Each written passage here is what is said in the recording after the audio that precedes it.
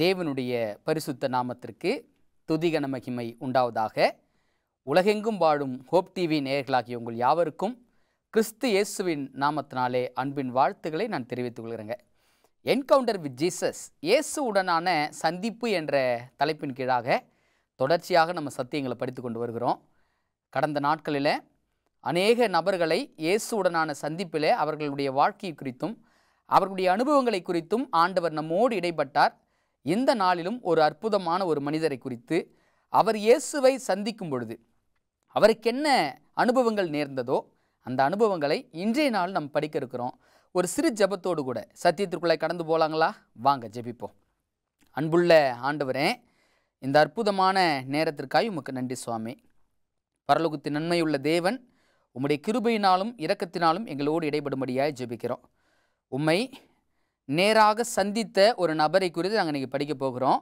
ஆண்டவர் தாமே எங்களோடு இடைபடுவீராக. உம்முடைய சத்தியங்களை எங்கள் கண்கள் காணும்படி கர்த்தர் இரக்கங்களை செய்ய வேண்டுமாய் இயேசுவின் வழியாய் ஜெபிக்கிறோம். எங்கள் ஜெபம் கேளும் நல்ல பிதாவே, ஆமென். என்கவுண்டர் வித் ஜீசஸ், இயேசுவுடனான சந்திப்பில் இன்றைக்கி ஒரு முக்கியமான நபரை நம்ம பார்க்க போகிறோங்க. எப்பொழுதுமே ஒரு சத்தியத்தை படிப்பதற்கு முன்பதாக 2 காரியங்களை நினைவு வைத்து கொள்ள வேண்டும் அப்படின்னு நான் சொல்லிக்கிட்டே இருக்கிறேன். என்ன 2 விஷயம்? ஒன்று, இந்த வேதாகமத்தில் எழுதப்பட்டிருக்கிற எல்லா சம்பவங்களும் முடிவு காலத்தில் நமக்கு எச்சரிப்பு உண்டாகும்படி எழுதப்பட்டிருக்கிறது. அப்போ இந்த சம்பவத்தை படிக்கிற நம்ம என்ன எச்சரிப்பு அதில் இருக்கிறதோ அந்த எச்சரிப்பை நீங்களும் நான் என்ன பண்ணுங்க, பெற்றுக்கொள்ள வேண்டும் அப்படின்னு சொல்லி நம்ம பார்க்குறோம். சரி, என்ன எச்சரிப்பு இருக்கிறது அப்படின்னு கொஞ்சம் பார்த்தோம் அப்படின்னா, நம்ம நபர் யாருன்னு பார்க்கணும், சம்பவம் என்னன்னு பார்க்கணும். சம்பவத்துக்கு பிறகாக நமக்கு அதில் உள்ள பாடம், எச்சரிக்கை என்ன என்பதை பார்ப்போங்க. நபர் யாருன்னு பார்க்கலாங்களா? வாங்க வேத பகுதியை வாசித்து இன்றைக்கு நம்ம இயேசுவுடனான சந்திப்பில் பார்க்க போகிற நபர் யார் என்பதை பார்ப்போம். யோவான் எழுதின நற்செய்தி நூலில் 4வது அதிகாரம், யோவான் 4வது அதிகாரம் 46வது வசனத்தை நான் வாசிக்க போகிறேங்க. நபர் யாருன்னு படிக்கலாங்களா? வாங்க. யோவான் 4வது அதிகாரம் 46வது வாக்கியம். பின்பு இயேசு தாம் தண்ணீரை திராட்சரசமாக்கின கலிலேயாவில் உள்ள கானா ஊருக்கு மறுபடியும் வந்தார். அப்பொழுது கப்பர்நகுமிலே ராஜாவின் மனுஷரில் ஒருவனுடைய குமாரன் வியாதியாயிருந்தான். இங்கே தாங்க, இந்த வசனத்தில் தான் இயேசுவை நேராக சந்தித்த நபரை குறித்து பார்க்குறோம். அவர் யார் அப்படின்னா ராஜாவின் மனுஷன் அப்படின்னு சொல்லி யோவான் எழுதுறாருங்க. அப்போ இன்னைக்கு யாரை குறித்து பார்க்க போகிறோம்? ராஜாவின் மனுஷனை குறித்து பார்க்க போகிறோங்க. சரிங்களா? சம்பவம் என்ன? தொடர்ந்து வாசிக்கலாங்களா? வாங்க, சம்பவம் என்ன என்பதை தொடர்ந்து வாசிப்போம். அதே 47வது வசனத்திலிருந்து நான் வாசிக்கிறேன் பாருங்களேன். இயேசு யூதேயாவிலிருந்து கலிலேயாவுக்கு வந்தார் என்று அந்த மனுஷன் கேள்விப்பட்ட போது, எந்த மனுஷங்க? ராஜாவின் மனுஷன். ராஜாவின் மனுஷன் இயேசு எங்கிருந்து எங்கே வந்திருக்கிறாரு? யூதேயாவிலிருந்து கலிலேயாவுக்கு வந்திருக்கிறார் என்று அவன் கேள்விப்பட்டு, வசனத்தை வாசிக்கிறேன், அவரிடத்தில் போய் தன் மகன் மரண அவஸ்தையாய் இருக்கிறபடியினாலே அவனை குணமாக்கும்படி வர வேண்டும் என்று அவரை வேண்டிக் கொண்டான். இப்போ, அப்பா, என் பிள்ளை ரொம்ப மரண அவஸ்தையில் இருக்கிறான், நீங்கள் வாங்க, நீங்கள் வந்து அவனை குணமாக்குங்க அப்படின்னு சொல்லி இந்த ராஜாவின் மனுஷன் கேட்குறார். இப்போ கேட்ட மாத்திரத்தில் கிறிஸ்து என்ன பதில் சொல்கிறாருன்னு பாருங்களேன். 48வது வசனம். அப்பொழுது இயேசு அவனை நோக்கி, நீங்கள் அடையாளங்களையும் அற்புதங்களையும் காணாவிட்டால் விசுவாசிக்க மாட்டீர்கள் என்றார். என்னங்க, இவன் என்ன கேட்டான்? எப்பா, என் பிள்ளை வந்து மரண அவஸ்தையில் இருக்கிறான், அவனுக்கு வந்து கொஞ்சம் சுகப்படுத்துங்கப்பா, வீட்டுக்கு வாங்கப்பான்னு கூப்பிட்றான். ஆண்டவர் சொல்கிறாரு, எப்பா, நீங்களாம் அடையாளத்தையும் அற்புதத்தையும் பார்க்கல அப்படின்னா விசுவாசிக்க மாட்டீங்க அப்படின்னு சொல்கிறாருங்க. சம்பவம் என்ன என்பதை தொடர்ந்து வாசிப்ப வாங்கலேன். அதற்கு ராஜாவின் மனுஷன், ஆண்டவரே, என் பிள்ளை சாகிறதற்கு முன்னே வரவேண்டும் என்றான். இயேசு அவனை நோக்கி, நீ போகலாம், உன் குமாரன் பிழைத்திருக்கிறான் என்றார். அந்த மனுஷன் இயேசு சொன்ன வார்த்தையை நம்பி போனான். அவன் போகையில் அவனுடைய ஊழியக்காரர் அவனுக்கு எதிர்கொண்டு வந்து, உம்முடைய குமாரன் பிழைத்திருக்கிறான் என்று அறிவித்தார்கள். அப்பொழுது எந்த மணி நேரத்தில் அவனுக்கு குணம் உண்டாயிற்று என்று அவரிடத்தில் விசாரித்தான். அவர்கள், நேற்று 7ஆம் மணி நேரத்தில் ஜுரம் அவனை விட்டது என்றார்கள். உன் குமாரன் பிழைத்திருக்கிறான் என்று இயேசு தன்னோடு சொன்ன மணி நேரம் அதுவே என்று தகப்பன் அறிந்து அவனும் அவன் வீட்டாரும் விசுவாசித்தார்கள். இயேசு யூதாவில் இருந்த கலிலேயாவுக்கு திரும்பி வந்த பின்பு இது அவர் செய்த 2ஆம் அற்புதம். கிறிஸ்துவுக்குள் பிரியமானவர்களே, இந்த சம்பவத்தை நம்ம பார்க்கும் பொழுது ராஜாவின் மனுஷன் ஒருத்தன் இருக்கிறான், அவன் பிள்ளைக்கு சாவதற்கு ஏதுவாக வியாதிப்பட்டு இருக்கிறான். வியாதிப்பட்டு இருக்கிற மனுஷனை இயேசுவிடத்தில் வந்து கேட்குறான், என் பிள்ளை சாக போகிறான் ஆண்டவரே, நீங்கள் வந்து அவனை சுகமாக்குங்க அப்படின்னு கேட்குறாங்க. ஆனால் ஆண்டவர் என்ன பதில் சொன்னார்? நீங்கள் அற்புதத்தையும் அடையாளத்தையும் பார்க்கல அப்படின்னு நீங்கள் என்ன பண்ண மாட்டீங்க, விசுவாசிக்க மாட்டீங்க அப்படின்னு சொன்னார்.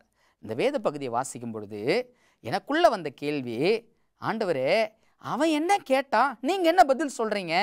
அவன் கேட்டது என்ன கேட்டான்? ஆண்டவரே என் பிள்ளை சுகமாக்குங்கன்னு கேட்குறான். இவர் என்ன சொல்கிறாரு?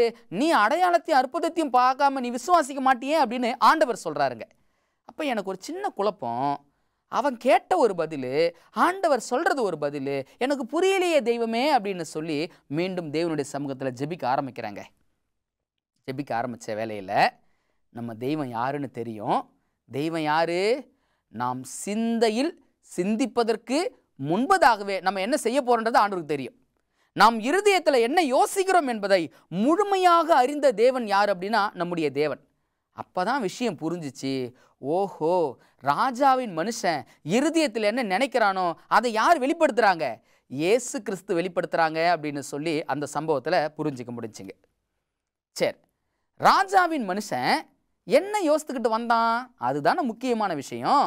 அது தெரிஞ்சாதானே நமக்கு என்ன அதில் எச்சரிப்பு இருக்கிறது அப்படின்றத நம்ம புரிஞ்சிக்க முடியும். என்ன நினச்சிக்கிட்டு வந்தான் அப்படின்னா, ராஜாவின் மனுஷன் வரும்போது மிக முக்கியமான சில கேள்விகளை கேட்டு நம்ம இதை படிக்கணுங்க. இப்போ ராஜாவின் மனுஷனுக்கு இயேசுவை பற்றி எப்படி தெரியும்? முதல் கேள்வி. அதுக்கு வசனம் வாசிக்க போகிறோம், எப்படி தெரியும் என்பதை பாருங்களேன். யோவான் 4வது அதிகாரம் 47வது வாக்கியம். இயேசு யூதேயாவில் இருந்து கலிலேயாவுக்கு வந்தார் என்று அந்த மனுஷன் கேள்விப்பட்ட போது. யார் மூலமாக கேள்விப்படுறான்? இயேசுன்னு ஒருத்தர் இருக்கிறாருப்பா, அவர் சுகப்படுத்துகிற தேவன், அவர் எல்லாரையும் சுகப்படுத்துறாரு, அவர்கிட்ட போனோம் அப்படின்னா அந்த உன் பிள்ளை சுகமாயிடும் அப்படின்னு சொல்லி யாரோ ஒருவர் இயேசுவை பற்றி சொல்லியிருக்கிறாங்க.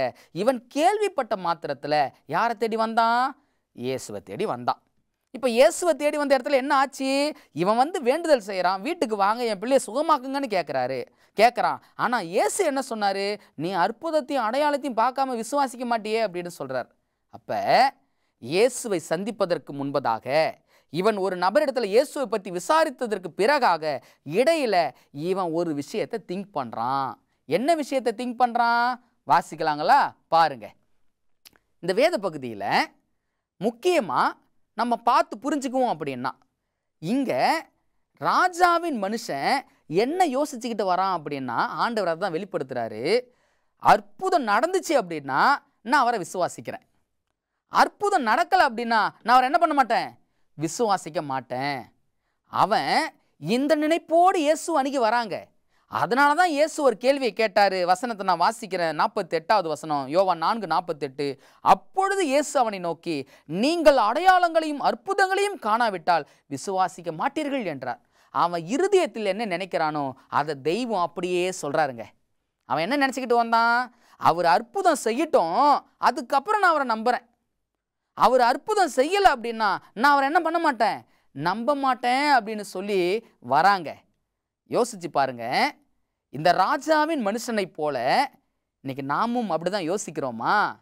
ஆண்டவரை எதை வச்சுங்க நம்புறோம்? அடையாளங்களையும் அற்புதங்களையும் வச்சு ஆண்டவரை நம்புறோமா? நம்ம ராஜாவின் மனுஷனை போல நீங்கள் நானும் யோசித்தது உண்டா? ஆண்டவரே இதை செய்யுங்க, நான் அப்புறம் நம்புறேன். இதை செய்யுங்க, அதுக்கப்புறம் தேவன் தான் என்னை நடத்துறீங்க, நான் புரிஞ்சுக்கிறேன். இதை நீங்க செய்யுங்க, அதுக்கப்புறம் நீங்க இருக்கிறீங்க என்பதை நான் அறிஞ்சுக்கிறேன். அற்புதத்தை வச்சு ஆண்டவர் எடை போடுறதா? அதை தாங்க இந்த ராஜாவின் மனுஷன் செஞ்சான். ஆனால் ஆண்டவர் அற்புதத்தை செய்யணும் அப்படின்னா நிபந்தனை இருக்குதுங்க. அற்புதம் நடக்கணும் அப்படின்னா நிபந்தனை இல்லாமல் அற்புதம் நடக்காது. நிபந்தனை என்ன? அற்புதம் நடக்கணும் அப்படின்னா இவன் ஆண்டவரை விசுவாசிக்கணும். இவன் ஆண்டவரை விசுவாசிக்காத வரைக்கும் அற்புதம் ஒருபோதும் நடைபெறாது. சரி, இங்கே வேத பற்றி இன்னும் கொஞ்சம் வாசிக்க போகிறோம். இப்போ அவன் ஆண்டவர் சொன்னார், நீ அற்புதத்தையும் அடையாளத்தையும் பார்க்கல அப்படின்னா நீ விசுவாசிக்க மாட்டப்பா அப்படின்னு சொன்னார். இதுக்கு அவனுடைய பதில் என்னன்னு பாருங்களேன். 49வது வசனம். அதற்கு ராஜாவின் மனுஷன், ஆண்டவரே என் பிள்ளை சாகிறதற்கு முன்னே வர வேண்டும் என்றான். அவன் ஆண்டவர் சொல்கிறார், நீ தான் அற்புதம் அடையாளம் பார்க்காம நீ நம்ப மாட்டியப்பா, என்ன எப்படிப்பா நீ கூப்பிடுற அப்படின்றாரு. மீண்டும் அவன் கெஞ்சுதல் எடுக்கிறான். நீங்க வாங்க ஆண்டவரே, என் பிள்ளை சாகிறதுக்கு முன்னே வாங்க ஆண்டவரேன்னு சொல்றானா என்ன அர்த்தம்? ஆண்டவர் சொன்னதுக்கு அவன் என்ன பதில் சொல்லியிருக்கணும்? நான் நம்புறேன் ஆண்டவரே, நீங்க வாங்க ஆண்டவரேன்னு தானே சொல்லியிருக்கணும். ஆனா அவன் அப்படி சொல்லாம என் பிள்ளை சாகிறதுக்கு முன்னே வாங்க ஆண்டவரேன்னு சொல்றானா, நான் நினைச்ச நினைப்பு தப்பு தான் ஆண்டவரே, ஆனா வாங்கப்பா, என் இருதயத்தில் நான் என்ன நினைச்சனோ நீங்க அதை சொல்லிட்டீங்க, எனக்கு புரியுது ஆண்டவரே, ஆனா வாங்க ஆண்டவரே, என் பிள்ளை சாகிறதுக்கு முன்னே வாங்க ஆண்டவரே அப்படின்னு சொல்றாங்க. அன்பானவர்களே, இவன் வாங்க ஆண்டவரேன்னு சொன்னானே, ஆண்டவர் அதுக்கு அடுத்த பதில் என்ன சொல்றாரு? இயேசு அவனை நோக்கி, நீ போகலாம், உன் குமாரன் பிழைத்திருக்கிறான் என்றார். ஆண்டவர் என்ன சொன்னாருங்க? நீ போகலாம், உன் குமாரன் பிழைத்திருக்கிறான் என்றார். இப்ப எனக்கு ஒரு கேள்வி இங்கே எழும்புதுங்க. எங்க கேள்வி எழும்புது அப்படின்னா, இப்ப ராஜாவின் மனுஷனுடைய பிள்ளை குணமாகணும் அப்படின்னா, அங்க அற்புதம் நடக்கணும் அப்படின்னா, எதை வச்சு அற்புதம் நடக்கும்? ஆண்டவர் இவன் சொன்னா சாகிறதுக்கு முன்னே வாங்க ஆண்டவரேன்னு சொல்லிட்டாங்க. ஆண்டவர் சொல்றார், நீ போப்பா, உன் பிள்ளை பிழைச்சிருக்கிறான்னு சொல்றாருங்க. இப்ப அற்புதம் நடக்கிறதுக்கு எந்த இடத்துல அற்புதம் நடக்க போகுது, எந்த இடத்துல அற்புதம் நடந்திருக்குது அப்படின்ற விஷயத்த நம்ம சிந்திக்க வேண்டிய இடத்துல இருந்துகிட்டு இருக்கிறோம். ஒருவேளை இவன் மீண்டும், ஆண்டவரே உதவி செய்யுங்க, நீங்க வாங்க ஆண்டவரே அப்படின்னு சொல்லி மீண்டும் ஆண்டவரை வருந்தி கூட்டிருந்தான் அப்படின்னா, ஆண்டவர் நிச்சயம் அந்த வார்த்தையை சொல்லியிருக்கவே மாட்டார். அற்புதம் எங்க நடந்தது அப்படின்றத வேதாகமம் சொல்லுதுங்க. எங்க தெரியுங்களா? இந்த ராஜாவின் மனுஷங்கிட்ட ஆண்டவர் சொல்றாரு, நீ போகலாம், உன் பிள்ளை பிழைத்திருக்கிறான்னு சொன்னாரே. ராஜாவின் மனுஷன் என்ன செஞ்சான்? வசனத்தை வாசிக்கலாங்களா? வாங்க, வசனம் என்ன சொல்லுதுன்னு பாருங்க. 50வது வசனம். இயேசு அவனை நோக்கி, நீ போகலாம், உன் குமாரன் பிழைத்திருக்கிறான் என்றார். அந்த மனுஷன் இயேசு சொன்ன வார்த்தையை நம்பி போனான். இப்ப ராஜாவின் மனுஷன் அங்க அற்புதத்தை பெறணும். அங்க அற்புதத்தை பெறுவதற்கு ஒரு நிபந்தனை. அந்த நிபந்தனை என்ன அப்படின்னா, விசுவாசிக்கணும். இப்ப அந்த ராஜாவின் மனுஷன் விசுவாசிக்கிறான் என்பதை எப்படி புரிஞ்சுக்க முடியும்? ஆண்டவர் சொன்ன உடனே புறப்பட்டு போனான் பாருங்க, அதுதாங்க விசுவாசம். அப்ப ஆண்டவர் அற்புதத்தை செய்யணும் அப்படின்னா அதுக்கு முன்னாடி என்ன தேவை? விசுவாசம் தேவை. இங்க ராஜா போய் வீட்டில், அந்த ராஜாவின் மனுஷன் வீட்டில் போய் கேட்குறான், எப்போ என் பிள்ளை சுகமானா அப்படின்னு கேட்குறான். அதுக்கு அவங்க எல்லாம் சொல்கிறாங்க, எத்தனை மணி வேலைன்னு சொல்கிறாங்க? கீழே அந்த வசனத்தில் பாருங்களேன், 52வது வசனம். அப்பொழுது எந்த மணி நேரத்தில் அவனுக்கு குணம் உண்டாயிற்று என்று அவரிடத்தில் விசாரித்தான். அவர்கள் நேற்று 7ஆம் மணி நேரத்தில் ஜுரம் அவனை விட்டது என்றார்கள். அப்போ 7ஆம் மணி நேரத்தில் ஜுரம் அவனை விட்டது அப்படின்னு சொல்கிறாங்களே, அப்போ அந்த நேரம் எது அப்படின்னா, ஆண்டவர் சொன்னாரு, நீ போகலாம், உன் மகன் பிழைத்திருக்கிறான்னு சொன்னாரு. இவன் புறப்பட்டு போனான் பாருங்க, திரும்பி ஆண்டவருடைய வார்த்தையின்படியே கீழ்ப்படிஞ்சான் பாருங்க, அங்கதாங்க அற்புதம் நடந்துச்சு. கிறிஸ்துவுக்குள் அன்பானவர்களே, இன்னைக்கு ஆண்டவரை விசுவாசிக்கிறோம் அப்படின்னு சொல்றோம்.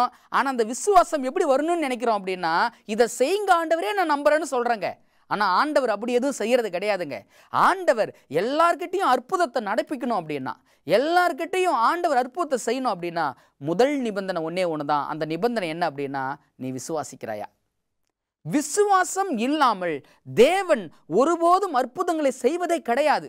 ஏன் அப்படின்னா, எல்லா தனி மனிதனுக்கும் இங்க தேர்ந்தெடுக்கும் உரிமைகள் இருக்கிறது. பவர் ஆஃப் சாய்ஸ் ஆண்டவர் கொடுத்திருக்கிறார். ஒரு மனிதன் அவன் வாழ்வில் இருந்து விடுபட வேண்டும் என்றாலும் விடுபடலாம், இல்ல அதிலே இருக்கணும் அப்படின்னாலும் இருக்கலாம், அது அவனுடைய விருப்பம். இங்க தேவன் அந்த ராஜாவின் மனுஷங்கிட்ட சொன்னாரு, நீ அற்புதத்தின் அடையாளத்தை பார்க்காம விசுவாசிக்க மாட்டேன்னு சொன்னாரு. வரும்போது தப்பெண்ணத்தோடு வந்தவன், ஆண்டவரை தவறா புரிதலோடு வந்தவன், ஆண்டவர் பேசினதுக்கு அப்புறம் அப்படியே விசுவாசிக்கிறேன்னு சொல்லி அவன் கடந்து போனான். பார்த்தீங்களா? கடந்து போன நேரம் தாங்க அந்த மகனுக்கு சுகம் கிடைச்சிச்சு. அவனுடைய கீழ்ப்படிதல் தாங்க சுகத்தை பெற்று கொடுத்துச்சு. இன்னைக்கு நம்ம யோசிக்கிறோம், ஆண்டவரே எனக்கு அற்புதத்தை செய்யுங்க, எனக்கு ஏதாவது உதவி செய்யுங்க அப்படின்னு கேட்குறோம். ஆண்டவர் செய்யணும் அப்படின்னா விசுவாசம் முதல் நமக்கு அவசியமாச்சே. விசுவாசத்தை முன்னிறுத்தி அற்புதங்களையும் அடையாளங்களையும் தேவனிடத்தில் கேட்குறோமா? விசுவாசத்தை முன்னிறுத்தி தேவனிடத்தில் நாம் அநேக காரியங்களை கேட்கிறோமா? சிந்திச்சு பாருங்க. இன்னைக்கு இந்த சத்தியத்தை கேட்குற நம்ம விசுவாசத்தோடு தான் ஒரு விஷயத்தை அணுகிறோமா, இல்லை விசுவாசம் இல்லாமல் ராஜாவின் மனுஷனை போலவே நம்ம வாழ்ந்து கொண்டிருக்கிறோமா? தேவனால் விசுவாசம் இல்லாமல் அவர் ஒருபோதும் கிரியை செய்வதே கிடையாது அப்படின்ற விஷயத்தை இந்த ராஜாவின் மனுஷனுடைய சம்பவம் நமக்கு தெளிவுபடுத்தி கொடுக்குதுங்க. இயேசுவின் வார்த்தையின்படியே அவன் வீட்டுக்கு புறப்பட்டு போன போது அவனுடைய மகன் சுகம் பெற்றான் என்று சொல்லி நம்ம வேதாகமத்தில் தெளிவாக வாசிக்க முடியுதுங்க. அன்பானவர்களே, நம்முடைய நம்பிக்கை அற்புதத்தை வச்சு இருக்கக்கூடாதுங்க. நம்முடைய நம்பிக்கை அடையாளத்தை வச்சு இருக்கக்கூடாதுங்க. நம்முடைய நம்பிக்கை யார் மேலே இருக்கணும்னா இயேசு மேலே இருக்கணும், தேவன் மேலே இருக்கணும். தேவனால் ஆகாத காரியம் ஒன்றும் இல்லை என்று தேவன் மேலே நம்பிக்கை வைக்கும்போது தான் அற்புதம் அடையாளங்கள் எல்லாமே இந்த உலகத்தில் சாத்தியமாகும் அப்படின்ற விஷயத்தை தெளிவாக நம்ம புரிஞ்சுக்கணும். ஒரு வசனத்தை வாசிக்கிறோம் பாருங்களேன். ரோமர் 10வது அதிகாரம் 17வது வாக்கியத்தில் பவுல் அப்போஸ்தலன் ஒரு மிக முக்கியமான விஷயத்தை எழுதுறாருங்க. அவர் என்ன எழுதுறாரு அப்படின்றத வசனத்தை வாசிக்கிறேன், கொஞ்சம் நீங்கள் கவனமாக கவனிங்களேன். ரோமர் 10வது அதிகாரம் 17வது வாக்கியம். ஆதலால் விசுவாசம் கேள்வியினாலே வரும், கேள்வி தேவனுடைய வார்த்தையினாலே வரும். இப்போ ஆண்டவர் கேள்வி கேட்டாரு, எப்பா நீ விசுவாசிக்கிறியா அப்படின்னு கேட்டாரு. அதுக்கு முன்னாடி அவனுக்குள்ள என்ன இல்லை? விசுவாசம் இல்லை. ஆண்டவர் கேள்வியை கேட்டதுக்கு அப்புறம் அவன் தன்னிலை புரிந்து கொண்டு அவன் என்ன செஞ்சான்? தேவன் பாதத்தில் தன்னை ஒப்பு கொடுத்தான். ஆண்டவர் வார்த்தையின்படி அவன் புறப்பட்டு போனான் அப்படின்னு சொல்லி நம்ம இங்கே தெளிவாக வாசிக்கிறோங்க. நாமும் கூட பாருங்களேன், அநேக நேரங்களில் ஆண்டவரை நம்பி நம்ம விசுவாசிப்போம் அப்படின்னா எல்லாமே சாத்தியங்க. ஆண்டவரை நம்பாமல் இது நடக்கட்டும் நான் நம்புகிறேன் அப்படின்னா ஒருபோதும் அந்த காரியம் சாத்தியப்படவே படாதுங்க. ராஜாவின் மனுஷனுடைய சம்பவம் இந்த முடிவு காலத்தில் நமக்கு கொடுக்குற மிகப்பெரிய எச்சரிப்பு என்ன தெரியுங்களா? விசுவாசம் ரொம்ப ரொம்ப அவசியம். முக்கியமாக இந்த மீதமான திருச்சபையில் இருக்கிற உங்களுக்கு எனக்கும் விசுவாசம் மிக மிக அவசியம். என் வாழ்க்கையில் என்ன நடந்தாலும் சரி நான் என் தெய்வத்தை முழுமையாய் நம்புவேன் என்னக்கூடிய விசுவாசம் நம்ம எல்லாருடைய வாழ்க்கையிலும் இருக்க வேண்டும் என்பது தேவனுடைய ஆகப்பெரும் எதிர்பார்ப்பாக இருக்குதுங்க. விசுவாசத்தை முன்வைத்து தேவனை நம்பி நாம் அநேக காரியங்களை செய்வோம் அப்படின்னா அதற்கான பலனை நம் வாழ்க்கையில் பெற்றுக்கொள்ள முடியும்.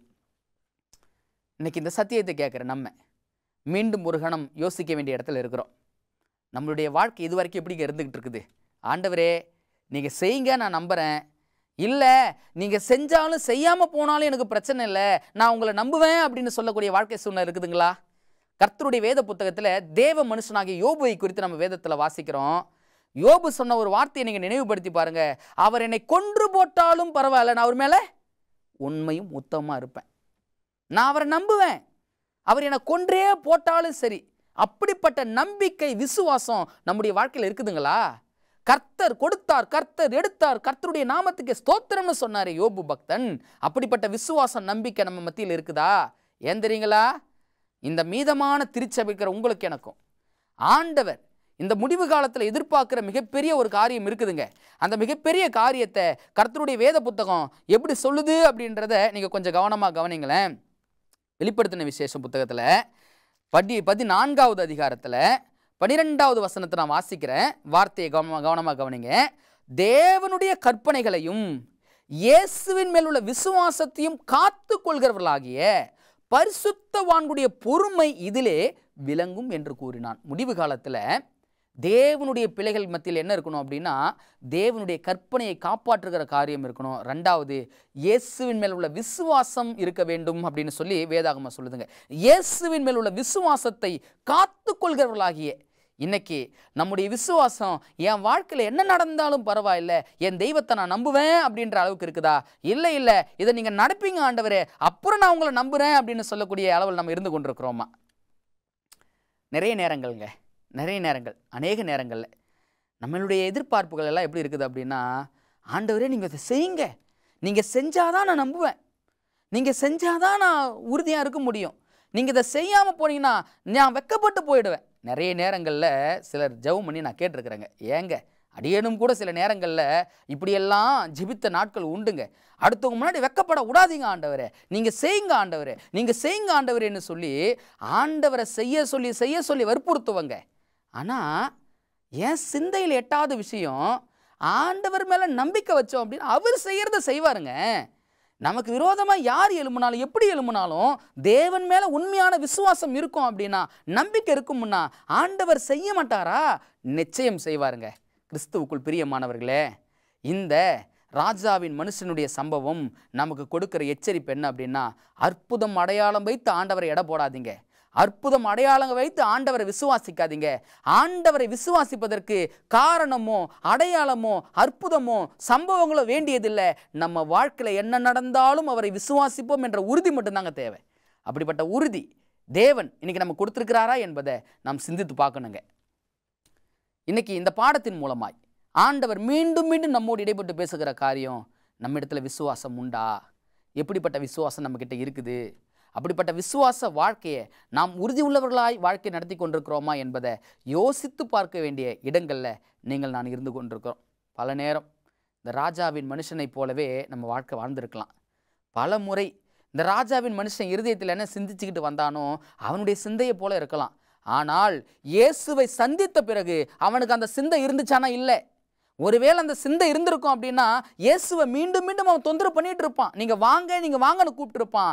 இயேசு அவனோடு பேசின மாத்திரத்தில் அவன் புறப்பட்டு போனான். பார்த்தீங்களா, என் தேவன் சொல்லிட்டாரு, நான் அவரை முழுமையாக நம்புறேன்னு சொல்லி எப்போ தேவனுடைய வார்த்தைக்கு அவன் கீழ்ப்படிஞ்சானோ அப்போதாங்க அவனுடைய மகன் குணமானான். அப்போதாங்க அற்புதம் அவன் வாழ்க்கையில் நடந்துச்சு. இன்னைக்கு நீங்கள் நானும் தேவனுடைய வார்த்தைக்கு அப்படியே கீழ்ப்படிவோம் அப்படின்னா நம்முடைய வாழ்க்கையிலும் தேவன் செய்ய வேண்டிய அற்புதம் அடையாளங்கள் நிச்சயம் நடைபெறுங்க. இன்னைக்கு ஏன் நடக்கலை? அற்புதம் அடையாளம் பார்க்க முடியல. ஏன் பார்க்க முடியல? நம்ம ஆண்டவருடைய வார்த்தையை நம்பலை. ஆண்டவர் போக சொன்னார், அவன் புறப்பட்டு போனான். இன்னைக்கு நாமும் தேவனுடைய வார்த்தையை நம்பி விசுவாசித்து புறப்பட்டு போவோம் அப்படின்னா பரலோகத்தின் ஆண்டவர் நமக்கு தேவையான எல்லா கிருபைகளையும் தரும்படியாக அவர் ஆயத்தமுள்ளவராக இருக்கிறார். ராஜாவின் மனுஷனுடைய சம்பவத்தை படித்த நம்ம இன்னைக்கு ஒரு பாடத்தோடு நம்ம இந்த பகுதி நிறைவு செய்ய போகிறோம். ஆண்டவரை எதிர்பார்ப்பது அடையாளத்தினாலோ அற்புதத்தினாலோ அல்ல. விசுவாசிப்போம், எந்த நிலையிலும் தேவனை விசுவாசிப்போம். விசுவாசத்தினால மட்டும்தான் நம்ம அடையாள அற்புதங்களை பெற்றுக்கொள்ள முடியும் என்ற காரியத்தோடு நாம் ஜெபிப்போம். இன்னைக்கு யாராவது ராஜாவின் மனுஷனை போல ஒரு எல்லாம் இருந்திருக்கலாங்க. ராஜாவின் மனுஷனுடைய இருதயத்தில் என்ன இருந்துச்சோ, நீங்கள் செய்யுங்க ஆண்டவரே, நான் அப்புறம் நம்புகிறேன், நீங்கள் நடப்பீங்க ஆண்டவரே, நான் நம்புறேன்ற எண்ணங்கள் இருந்திருக்கலாங்க. ஆனால் ஆண்டவர் சொல்கிறாரு, நீ முதலாவது நம்புப்பா, பிறகு நடக்கும். நீ நம்பாம, நீ விசுவாசிக்காம எந்த கிரியைகளும் நடப்பிக்க முடியாது அப்படின்னு சொல்கிறாருங்க. ஒருவேளை இந்த நேரத்தில் நம்ம ஒப்பு கொடுப்போம் அப்படின்னா, தேவனுடைய வார்த்தைக்கு நான் கீழ்ப்படுகிற ஆண்டவரே நம்மளை சமர்ப்பிப்போம் அப்படின்னா பரலோகத்தின் ஆண்டவர் நம்மை ஏற்றுக்கொண்டு நம்முடைய வாழ்க்கையில் அநேக அற்புத அடையாளங்கள் எல்லாம் தடைபட்டிருக்கிற எல்லா ஆசீர்வாதங்களையும் தேவனுக்கு கீழ்ப்படியும் பொழுது நிச்சயமாக தந்தருள்வார். ஜெபிப்போம். அன்புள்ள ஆண்டவரே, இந்த அற்புதமான நேரத்திற்காக நன்றியப்பா. ராஜாவின் மனுஷன் உம்மை சந்திக்க வந்தபோது பரலோகத்தின் ஆண்டவர் அந்த மனிதனை, நீர் வரும்போது அவன் 1000 பல சிந்தைகளில் வந்திருக்கலாம் தகப்பனே, ஆனால் புறப்பட்டு போது உம்முடைய வார்த்தையின்படியே புறப்பட்டு போனால் அற்புத அடையாளத்தை பெற்றுக்கொண்டான், மகன் குணமானான்னு சொல்லி நாங்கள் வேதத்தில் வாசிக்கிறோமே ஆண்டவரே.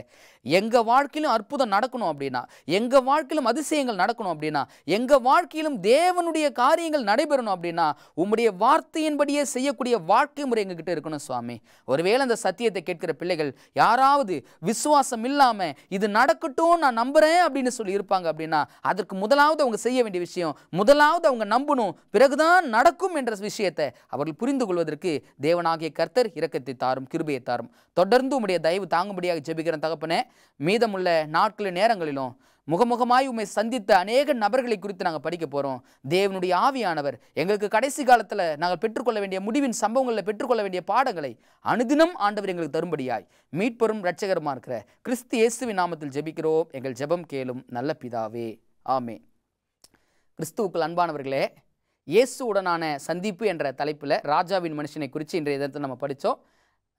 அடுத்த செய்தியில் இன்னும் இயேசுவுடனான சந்திப்பில் யாரை இயேசு சந்தித்தார் என்பதை நாம் அறியும் வரைக்கும் தேவனாகிய கர்த்தர் நம் அனைவரையும் ஆசீர்வதித்து வழி நடத்துவாராக. ஆமென்.